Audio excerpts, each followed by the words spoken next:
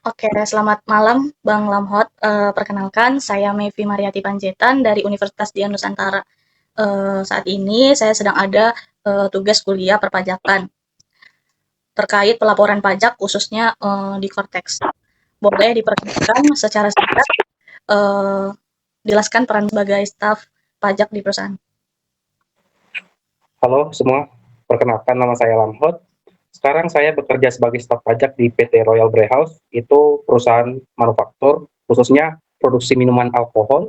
Untuk yang saya pegang itu untuk proses perpajakan itu sedang mengerjakan SPT tahunan. Biasanya sih untuk tiap bulan itu kerjakan PPh, PPN, sama pemotongan PPh 23 aja sih untuk yang biasanya. Oke, kalau dari pengalaman Abang pribadi, apa perubahan yang paling signifikan dari sistem DJP sebelumnya ke Cortex? Perubahan dari sistem DJP ke Cortex, menurut saya ya, untuk yang paling signifikan perubahan dari DJP ke Cortex itu mengenai pelaporan. Soalnya kalau dulu di DJP itu waktu kita bayar itu nggak otomatis terlapor. Sedangkan kalau di Cortex itu kalau kita bayar pajak misalkan kurang bayar PPh pasal 21 itu otomatis langsung langsung terlapor dia di Cortex. Palingan itu sih yang paling berubah di antara DJP sama Cortex punya mengenai pelaporannya aja. Oh, oke. Kalau misalnya untuk pelaporan pajak itu, biasanya, eee, hal apa yang perlu disiapkan kayak data atau apa gitu, untuk lapor pajak? Oh, untuk pelaporan pajak itu ya tergantung ya. Kalau pelaporan pajak itu kan kami itu kalau di Cortex ya itu kan udah nggak perlu siapin file PDF lagi. Biasanya kalau dulu di DJP itu kita harus siapkan SPT-nya, terus bukti potongnya itu bukti bayar juga kita harus siapkan. Habis itu kita upload untuk pelaporan. Kalau di Cortex itu sekarang itu kita hanya setelah kita terbitin bukti potong di Cortex itu kita hanya otomatis kita nggak usah upload PDF-PDF lagi, otomatis terlapor gitu. Jadi yang kita siapkan itu palingan ya kita udah terbitin bukti potong, terus terbitin kode billing, dibayar, udah otomatis terlapor, nggak ada perlu upload-upload file lagi gitu. Oh, Nggak usah upload file bukti bayar gitu. Kalau di Cortex itu nggak perlu, nggak ada file yang harus disiapkan sih istilahnya. Langsung langsung terbitin kode billing, udah terlapor otomatis. oke. Kalau di Cortex sendiri, alur pelaporan pajak, orang pribadi itu seperti apa? Kalau boleh bisa dijelaskan sambil share screen biar tergambar alurnya. Oh, oke, boleh, boleh. Sebentar ya. Sebelumnya yang pertama itu kita login ke website Cortex-nya dulu. Oke. Kebetulan saya login akun pribadi saya. Kita login.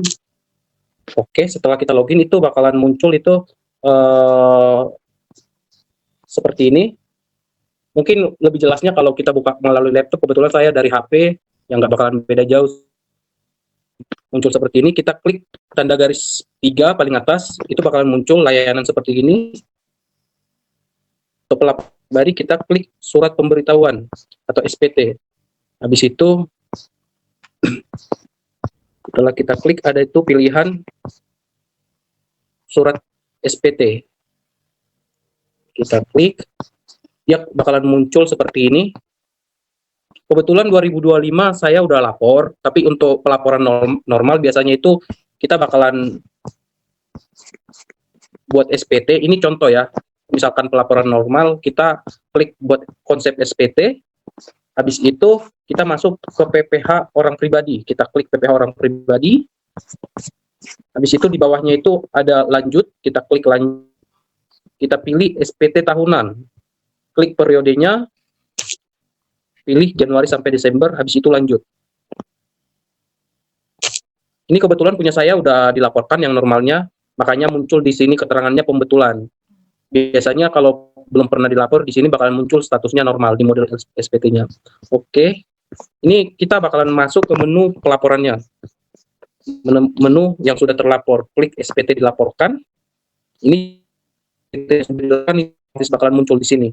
SPT tahunan orang pribadi Januari 2000 sampai Desember 2025. Kebetulan punya saya udah terlapor.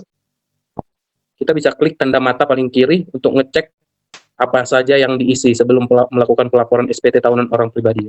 Itu yang pertama itu ada kita disuruh milih apakah ada penghasilan dari dalam negeri dari pekerjaan. Kebetulan kan kita bekerja di Indonesia ya. Biasanya itu kita pilih ya.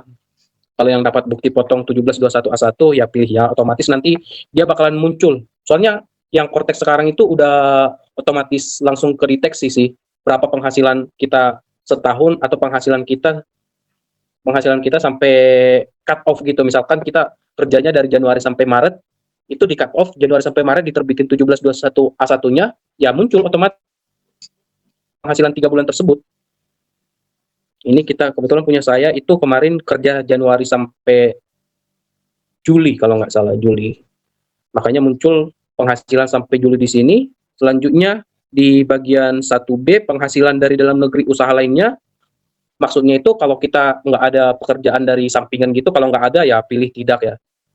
Selanjutnya 1C menerima penghasilan dalam negeri lainnya. Sama hampir sama sih. Ini sama yang 1B1.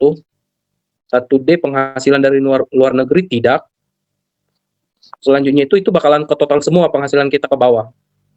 Habis itu di sini kita bakalan disuruh milih PTKP kita. PTKP kita itu kan ada tergantung kita udah nikah atau belum ya, atau punya anak. Kebetulan saya belum menikah dan juga belum punya anak, belum punya tanggungan, itu PTKP tekan 0 54 juta.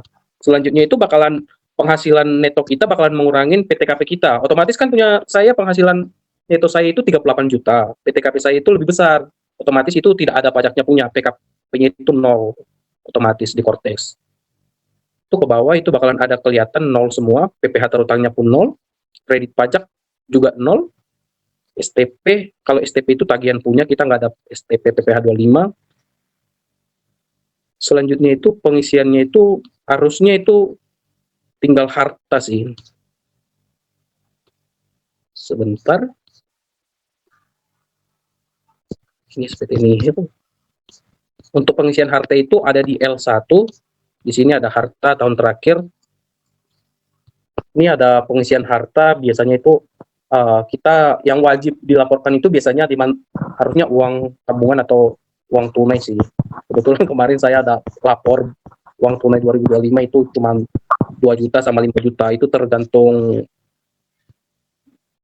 kita juga sih. Kebetulan punya saya nihil, harusnya nggak terlalu dipermasalahkan sih. Harusnya itu doang sih yang saya isi kemarin laporan di harta. Yang tadi saya bilang penghasilan neto saya itu lebih besar dari PTKP, otomatis pelaporan saya itu nihil. Setelah kelihatan statusnya nihil, harusnya itu kita ada submit gitu untuk pelaporannya. Ini kebetulan punya saya udah terlapor ya. Jadinya saya cuma menerangkan untuk pengisiannya aja. Untuk pelaporannya langsung ya nggak bisa kelihatan sih. Oh, satu lagi. Itu kita bakalan kelihatan untuk kredit pajak kita itu di bagian L1. Misalkan kalau kita dapat bukti potong A1 dari perusahaan, itu bakalan muncul di L1 di bagian penghasilan neto dalam negeri dari pekerjaan. Kebetulan punya saya itu udah otomatis muncul penghasilan bruto, pengurang pajak bruto, ya penghasilan netonya otomatis terisi. Itu biasanya 1721 A1-nya muncul di L1 sih.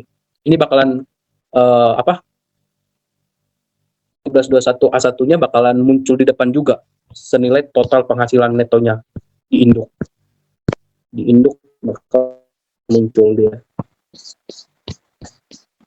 yang ini 38997.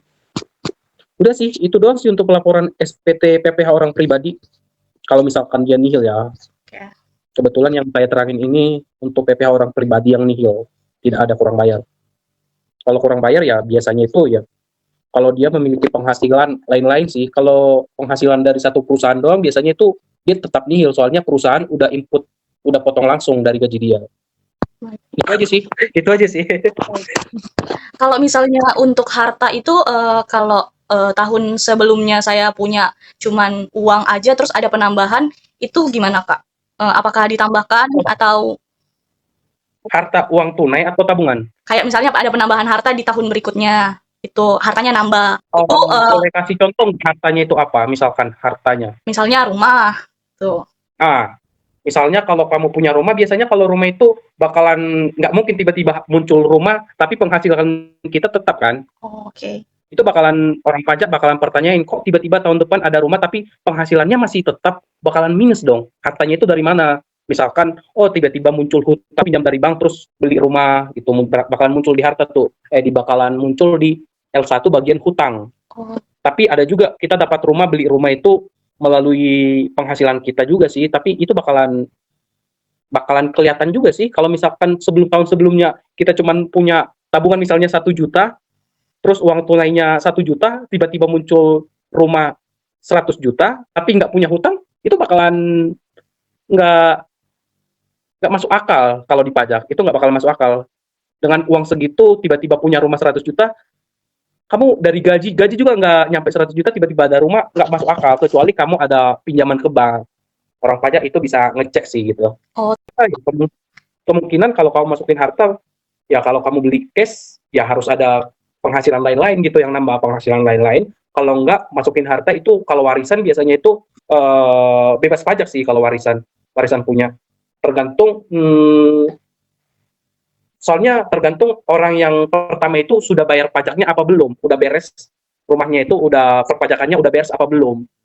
Kalau belum pernah dilapor di pajak di orang yang mewariskan itu bakalan kedetek juga sih, bakalan pertanyaan juga. Kecuali nih bapaknya Mevi nggak pernah lapor pajak nih, nggak pernah lapor, tiba-tiba ada rumah diwariskan ke Mevi, itu bakalan ke pertanyaan orang pajak. Soalnya orang yang pertama yang mewariskan ini nggak ada pernah lapor pajaknya, nggak pernah melaporkan perpajakannya, itu bakalan muncul kemungkinan ada penghasilan lain-lain sih. Jadi dianggap Mevi itu ada senilai penghasilan lain-lain, senilai harta warisan itu, biasanya sih gitu. Jadinya muncul kurang bayar yang besar. Kecuali bapaknya Mevi tadi itu perpajakannya benar, sama rumahnya itu dilaporkan di perpajakannya bapaknya Mevi. Kalau tinggal diwariskan itu biasanya pajaknya nggak ada sih, bebas pajak lah. oke. Untuk pertanyaan selanjutnya, kan di Cortex itu udah nggak ada pilihan 1770, 1770S, dan 1770 SS. Itu dari sistemnya menentukan berdasarkan apa ya, Kak? Oh, kalau 17.1770 S biasanya itu kalau di DJP itu dulu berdasarkan penghasilan. Dulu itu kalau nggak salah ya 0 sampai 60 juta itu kalau penghasilannya setahun itu 1770 SS gitu. Jadinya dia ngedeteknya itu berdasarkan penghasilan dulu 1770. Cuman sekarang itu gara-gara udah sistemnya Cortex itu juga tarifnya udah pakai tarif ter namanya. Jadinya ketika kita bayar punya penghasilan misalnya nih sampai 5 juta itu ada langsung otomatis tarifnya, langsung kali tarif dia. Tapi kalau kalau nggak salah itu 4 juta ke bawah nggak kena tarif ter deh, nggak kena tarif ter. Cuman 5 juta ke atas kayaknya kalau penghasilan kita sebulan udah kena tarif ter. Tergantung nanti itu bakalan dihitung di akhir tahun juga di bulan penghasilan kita terakhir di bulan 12 dihitung ulang lagi untuk mendapatkan kurang bayar. Jadinya makanya kayaknya kita nggak pakai 1770 lagi 1770 SS gitu gara-gara udah menggunakan tarif ter sih. Makanya nggak perlu lagi sih mengenai yang tadi. Oke. Untuk selanjutnya, menurut Kakak sendiri, apa sih kelebihan dan kekurangan Cortex ini dibanding sistem sebelumnya? Kelebihan dan kekurangan.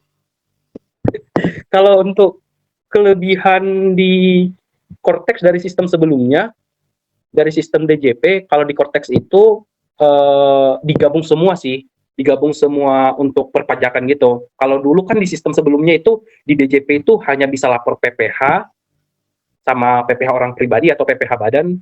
Kalau PPN itu dia terpisah dia programnya. Kalau dulu itu ada e-faktur, terus meningkat lagi ke web e-faktur, itu jadinya sistemnya itu terpisah dia. Jadi ada dua aplikasi gitu, jadinya nggak digabung. Kalau di konteks ini, dia aplikasinya itu udah tergabung, kelebihannya gitu sih. Di satu aplikasi itu bisa lapor PPH, PPN, sama SPT orang pribadi atau badan gitu. Kalau yang sebelum-sebelumnya masih terpisah dia programnya. Oh, begitu. Itu sih kelebihannya. Kalau untuk kecepatannya sih Cortex masih lelet lah sampai saat ini. Masih lebih cepat DJP punya sama web e-faktur yang lama. Baik, untuk pertanyaan terakhir ini mungkin pertanyaan saya pribadi ya. Saya kan posisinya di kantor sebagai admin accounting. Waktu itu perusahaan saya menggunakan jasa ekspedisi, di mana jasa ekspedisi itu kan potong PPh 23. Nah, Ya, waktu pemotongan kita minta data NPWP-nya. Tapi data yang diberikan atas nama A nih misalnya. Sedangkan waktu pembayaran transfernya ke B. Kalau kondisi seperti itu, menurut kakak ada nggak sih resikonya untuk perusahaan atau gimana? Boleh dijelasin? kalau seperti itu sih kemungkinan sih bakalan ada resiko ya untuk di perpajakannya. Soalnya itu kalau untuk potong pajak itu kan sebenarnya kita itu mana yang terlebih dahulu kan.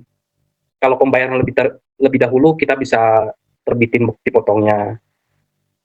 kalau invoice yang lebih dahulu kita terima, kita bisa terbitin bukti potong. Tergantung mana yang terlebih dahulu, tagihan atau pembayaran atau invoice-nya terbit gitu.